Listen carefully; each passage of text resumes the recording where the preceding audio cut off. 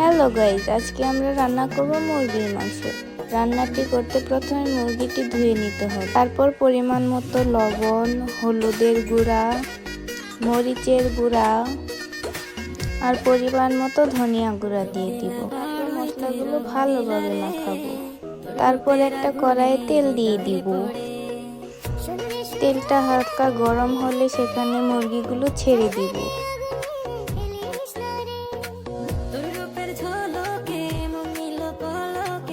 হালকা ভাজা হলে কড়াই থেকে নামিয়ে নেব। তারপর সেই তেলে পেঁয়াজ মরিচ ছেড়ে দিব। পেঁয়াজ মরিচগুলো ভালোভাবে তেলের সাথে নেড়ে চেড়ে নেব। তারপর একটু লবণ দিয়ে দিব। লবণ দিয়ে পেঁয়াজগুলো ভালোভাবে ভেজে নিব। পেঁয়াজ মরিচগুলো ভালোভাবে ভাজা হয়ে গেলে সেখানে পেঁয়াজ রসুন বাটা দিয়ে দিব। আদা বাটা আর একটু জিরা বাটা দিয়ে মিশিয়ে নিব। তারপর একটু পানি দিয়ে দিব। তারপর হলুদ গুঁড়া, মরিচের গুঁড়া আর ধনিয়া গুঁড়া দিয়ে দিব। তারপর মশলাগুলো ভালোভাবে মিশিয়ে নিব। তারপর মশলা কষানো হলে এর মধ্যে ভেজে রাখা মুরগির মাংসগুলো ছেড়ে দিব। তারপর একটু নাড়াচাড়া করে মিশিয়ে নিব। মশলাগুলো মাংসের সাথে মিশে গেলে একটি ঢাকনা দিয়ে ঢেকে দিব।